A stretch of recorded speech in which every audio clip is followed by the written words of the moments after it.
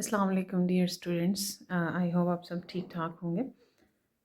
अभी तक हम क्लास नाइन्थ मैथ से जो कि बोर्ड की जो 5 एक्सरसाइजेस थी यूनिट 1 की 1.1 टू 1.5 वो कंप्लीट कर चुके हैं। आज के इस वीडियो लेक्चर में हम क्लास नाइन्थ मैथ्स के जो चैप्टर 1 की रिव्यू एक्सरसाइज है वो सॉल्व करेंगे। वीडियो आप अपनी 720p पे कर लें ताकि आपको क्लियर सब कुछ नज़र आए। सॉल्व करते हैं एमसीक्यूज। पहले दिए हुए हैं उन्होंने क्यू यूनियन क्यू प्राइम, ठीक है।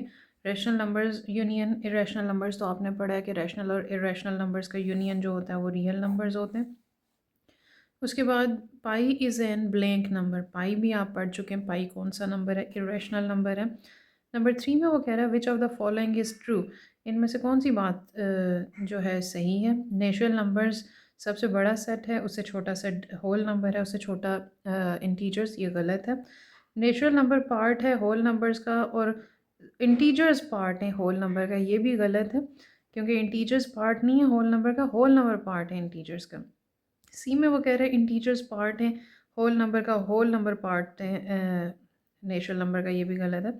डी में वो कह रहा है कि नेचुरल नंबर पार्ट है होल नंबर का, होल नंबर पार्ट है इंटीजर का, ये करेक्ट है क्योंकि नेचुरल नंबर सबसे छोटा सेट है, होल नंबर उससे बड़ा है और इंटीजर्स उससे बड़ा सेट है।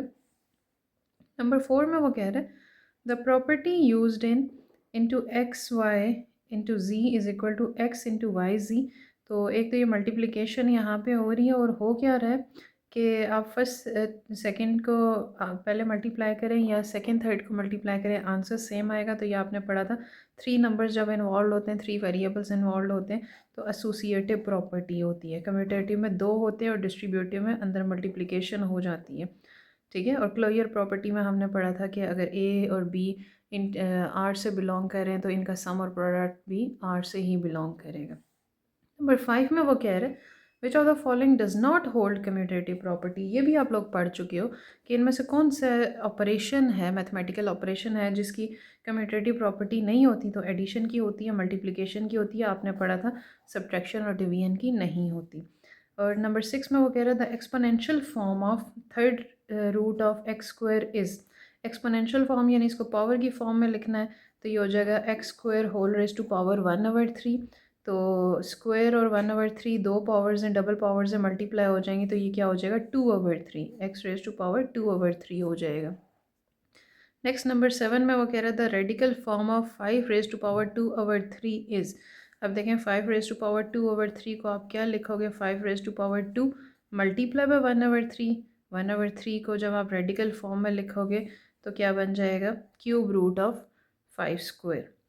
कह रहे the radicand of cube root of 45 is, radicand क्या होता है जो रेडिकल साइन के अंदर वैल्यू होती है और इंडेक्स आपने पढ़ा था जो रेडिकल साइन के बाहर वैल्यू होती है, तो इसका रेडिकेंड क्या हो गया 45 हो गया।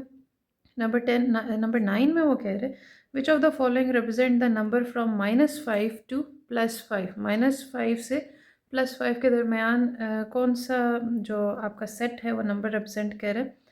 तो देखें यहाँ पे -5 टू +5 तो है लेकिन उसने -5 और +5 को इंक्लूड नहीं किया है। आपने कहा था ना जब इक्वल टू साइन होगा तो इसका मतलब वो नंबर्स इंक्लूडेड होते हैं और जब इक्वल टू साइन नहीं होगा इसका मतलब वो नंबर्स इंक्लूडेड नहीं है। यहाँ पे भी उसने वही काम किया, ये नंबर्स इंक्लूड नहीं किए।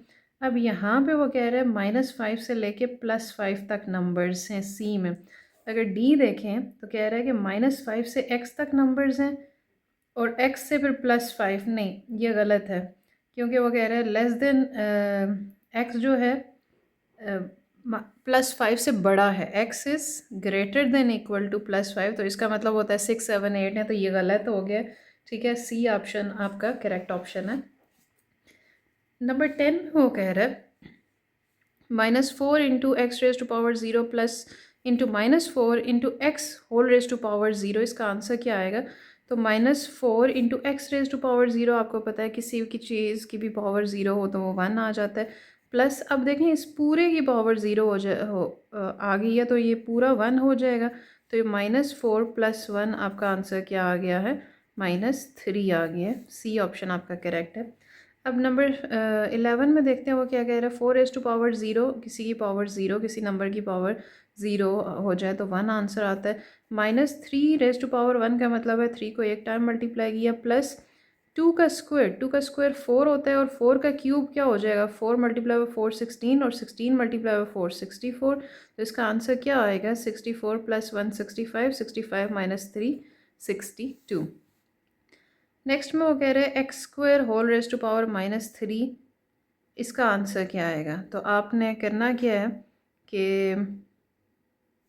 आपने सभी ऑप्शंस देखने, तो उसमें से देखना करेक्ट कौन सा बन रहा है। तो ये तो करेक्ट नहीं होगा क्योंकि ये तो 2/3 हो गया, ठीक है। 2 मल्टीप्लाई बाय माइनस 3 क्या हो जाता है, -6 हो जाता है, तो -1 भी आंसर नहीं होगा।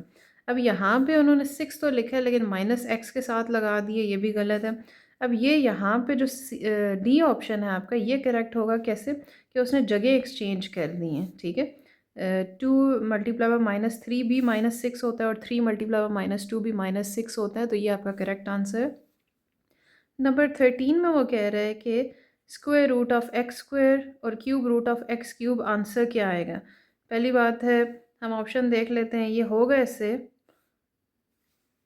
कि square root of x square को आप लिख सकते हो x square whole raise to power 1/2, और क्यूब रूट ऑफ एक्स 6 को आप लिख सकते हो x raise to power 6 whole raise to power 1/3, 2 2 से कैंसिल और 3 2s are 6, तो ये क्या आ गया, एक्स स्क्वायर आ गया, तो डी ऑप्शन आपका करेक्ट होगा। नंबर 15 में वो कह रहा है if 8 multiply by 2 raise to power m is equal to 16 then m is equal to, आप इन तीनों को 2 की पावर में कन्वर्ट अगर कर लें तो 8 होता है 2 क्यूब, अगला है 2 raise to power m is equal to 16 होता है 2 रेज टू पावर 4। तो ये पावर्स ऐड हो जाएंगी क्योंकि प्रोडक्ट लॉ लगेगा, तो ये हो जाएगा 2 raise to power 3 plus m is equal to 2 raise to power 4, यहाँ से 3 plus m is equal to 4, तो m is equal to 4 minus 3, तो 4 माइनस 3 1, m की वैल्यू 1 आ गई है, ठीक है। तो ये आपका करेक्ट ऑप्शन था। ये थी आपके जो रिव्यू एक्सरसाइज के MCQ से, यूनिट नंबर 1 की रिव्यू एक्सरसाइज। अब शॉर्ट क्वेश्चन आंसर्स देखते हैं। कह रहा है right at least 4 subsets of set of real numbers, तो ये आप पढ़ भी चुके हो कि आपने सबसेट्स ऑफ रियल नंबर्स लिखने हैं। तो आपने पढ़ा था कि आर एक बड़ा सेट होता है, फिर इसमें क्या क्या आ जाते हैं, रैशनल नंबर्स आ जाते हैं, रैशनल नंबर्स में इंटीजर्स आ जाते हैं, इंटीजर्स में होल नंबर्स आ जाते हैं, और होल नंबर में क्या आ जाते हैं, नेचुरल नंबर्स आ जाते हैं, ठीक है। या इसकी बेसिस पे आप क्या कहोगे सबसेट्स क्या क्या है रियल नंबर्स के, natural numbers, whole numbers, integers और रैशनल नंबर्स, ये सारे सबसेट्स हैं रियल नंबर्स के। ये फर्स्ट पार्ट था। नंबर 2 में वो पूछ रहा है what is meant by Q intersection Q not या Q intersection Q prime is equal to empty set. तो ये भी हमने पढ़ा था कि Q intersection Q prime is equal to empty set का मतलब है कि रैशनल इरेशनल नंबर में कोई भी नंबर ऐसा नहीं है जो दोनों ग्रुप्स में आ रहा हो, ठीक है, दोनों सेट्स में आ रहा हो। तो आप इसका आंसर क्या लिख सकते हैं, it means that intersection of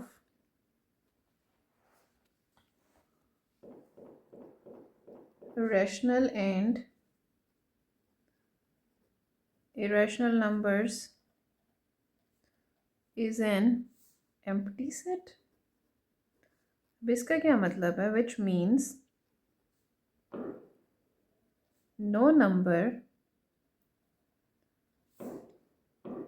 can be both rational and irrational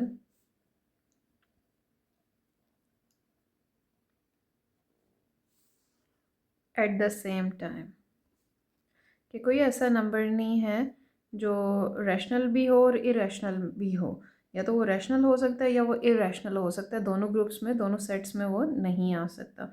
number 3 में वो पूछ रहा है इज़ ज़ीरो अ पॉजिटिव और नेगेटिव इंटीजर, इज़ ज़ीरो और पॉजिटिव और नेगेटिव इंटीजर, तो आंसर है आपका neither. Zero is a neutral integer, zero क्या है, न्यूट्रल इंटीजर है। कभी आपने ज़ीरो के साथ प्लस माइनस लगाया है, नहीं लगाते हो, ठीक है। ये असल में होती क्या है, it is the boundary between positive and negative, ऐसा ही है ना। आपने अभी नंबर लाइन भी पढ़ी है, तो रिप्रेजेंटेशन पढ़ी थी, तो आप ज़ीरो सेंटर में लगाते थे, तो क्या लिखेंगे? It is a boundary, it is the boundary between positive and negative integers. अब कैसे लिखते थे? इधर आपके आगे पॉजिटिव इंटीजर्स और इधर आपके आगे नेगेटिव इंटीजर्स, पॉजिटिव और नेगेटिव, और ज़ीरो बीच में बाउंड्री का रोल प्ले करिए। नंबर 4 में कह रहे हो right rational numbers of two different types that are not integer. तो ऐसे रैशनल नंबर्स लिखें जो इंटीजर्स नहीं आते। तो इंटीजर्स होल जो पूरे नंबर्स होते हैं वो होते थे, तो फ्रैक्शन में कौन कौन से नंबर्स आ जाएंगे? आप लिखोगे rational numbers that are not integers are, कौन कौन से रैशनल नंबर्स हैं जो इंटीजर्स नहीं हैं? टर्मिनेटिंग डेसिमल्स आपने पढ़ी थी। टर्मिनेटिंग डेसिमल्स आपने कौन सी पढ़ी थी? जो डेसिमल्स ख़त्म हो जाती हैं, 0.75 एग्जांपल ले लें, 0.5 एग्जांपल ले लें, 0.25 एग्जांपल ले लें। और दूसरी आपने पढ़ी थी रेकरिंग या रिपीटिंग डेसिमल्स, ठीक है। रेकरिंग या रिपीटिंग डेसिमल्स, ये दोनों इंटीजर्स में नहीं आती हैं क्योंकि ये डेसिमल्स हैं। उसकी एग्जांपल क्या आपने पढ़ी थी? 0.333 up to so on, 0.282828 up to so on, ठीक है। ये सारे वो रैशनल नंबर्स हैं जो इंटीजर्स नहीं हैं। नंबर 5 में वो कह रहा है is the irrational number pi a real number, explain. तो पूछ रहा पाई इररेशनल है, ये तो हमें पता है। तो कह रहे हैं जो इररेशनल नंबर पाई है वो क्या रियल नंबर भी है? तो आप आंसर लिखेंगे यस, क्योंकि because real numbers include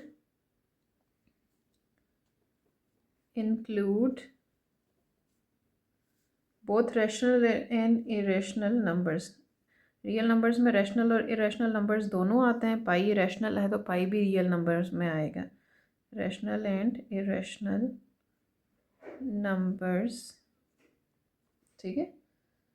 so pi is an irrational number, hence it belongs to the set of real numbers. Number 6 में वो कह रहा है what is the value of, आपने वैल्यू बतानी है, 2 raised to power 0 + 3 raised to power 1 - 4 raised to power 2 + 5 cube - 1 raised to power 4। तो इसे सॉल्व करते जाएं। 2 raised to power 0 1 होता है, 3 raised to power 1 3 1s are 3 होता है, 4 4s are 4 को 2 टाइम्स मल्टीप्लाई करना है तो 4 4s are 16 होता है, 5 को 3 टाइम्स मल्टीप्लाई करना है तो 5 5s are 25 और 25 5 ज़ा 125 होता है, और 1 raised to power 4 1 आ गया, ठीक है। +1 और -1 कैंसिल हो गए, ये आपके पास आ गया 125 + 3 128, और 128 - 16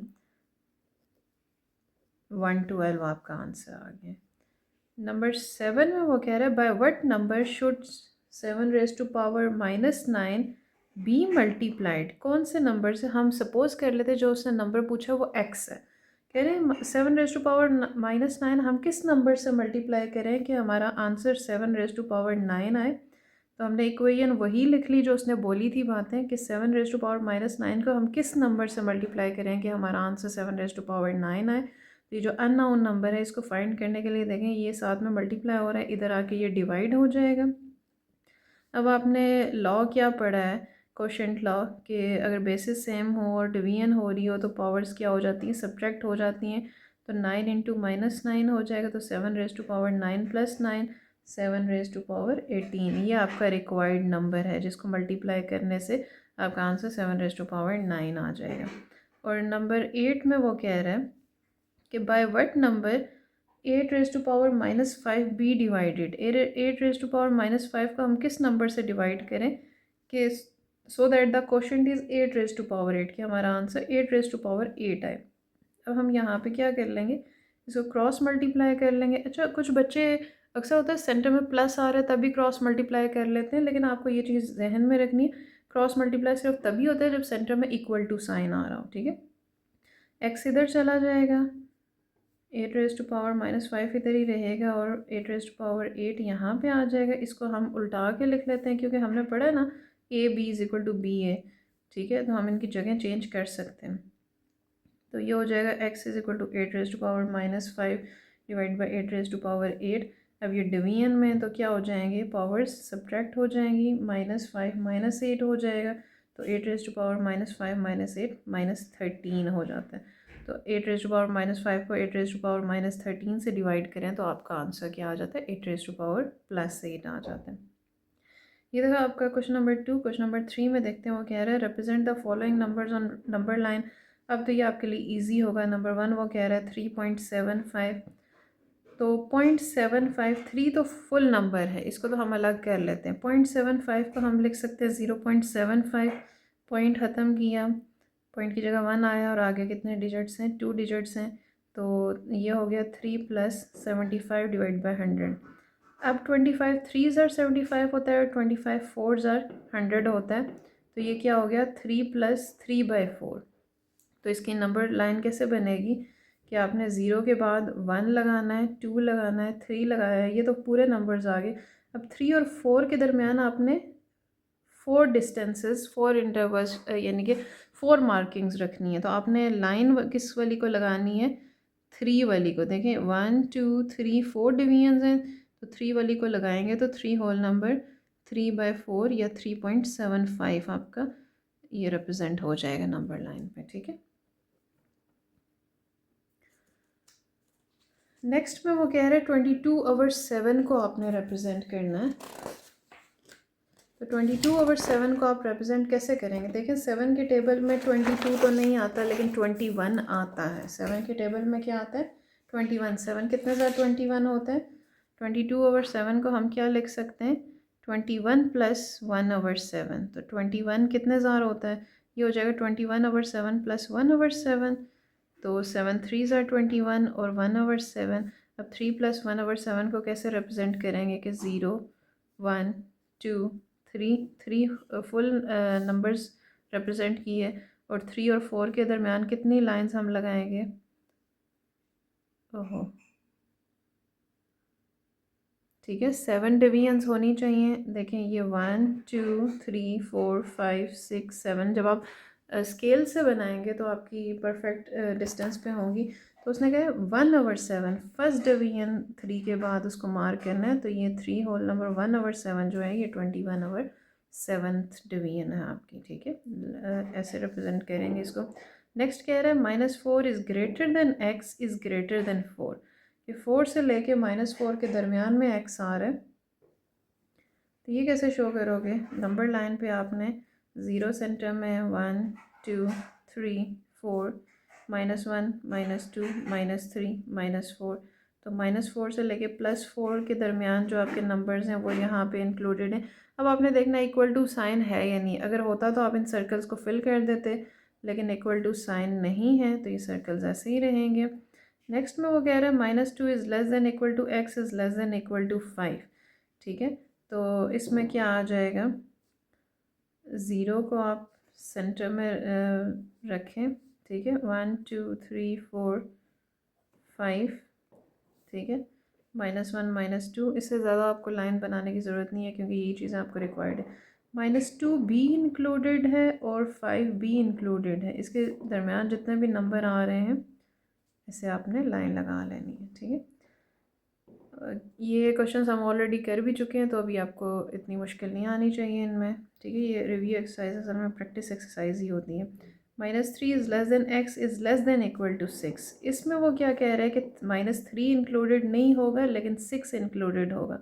नंबर्स लगाएं, -3 -2 -1 0 1 2 3 4 5 6। आपने स्केल की मदद से इक्वल डिस्टेंसेस पे इक्वल इंटरवल्स पे ये नंबर्स लगाने। ठीक है, तो वो कह रहे हैं -3 इंक्लूडेड नहीं है लेकिन 6 इंक्लूडेड है। तो 6 को आपने सर्कल कर देना है और ऐसे बीच में लाइन आपने स्केल से ड्रॉ कर लेनी है। क्वेश्चन नंबर 4 में वो कह रहे हैं कि right the name of property used in each step.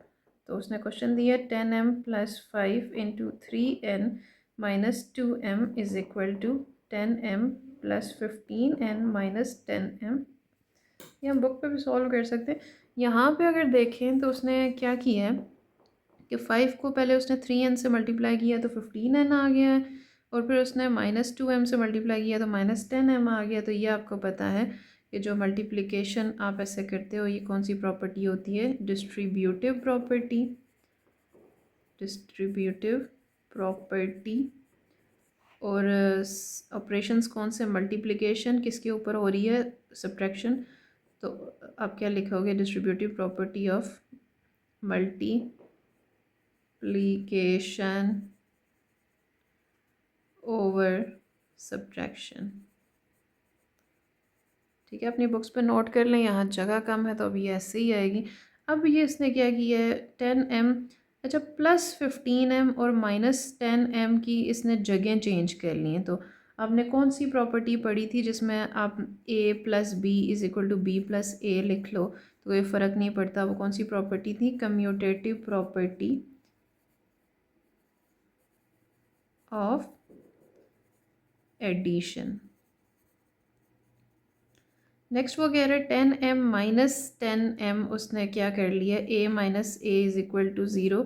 ये आपने कौन सी प्रॉपर्टी पढ़ी थी, एडिटिव इन्वर्स पढ़ी थी कि एक नंबर उसके इन्वर्स को जब ऐड करते हो तो आपके पास 0 आंसर आ जाए तो वो एडिटिव इन्वर्स प्रॉपर्टी होती है। और अब देखें इसमें इसने 0 ऐड कर लिया तो कोई फ़र्क नहीं पड़ा, ये कौन सी प्रॉपर्टी थी, एडिटिव आइडेंटिटी प्रॉपर्टी थी।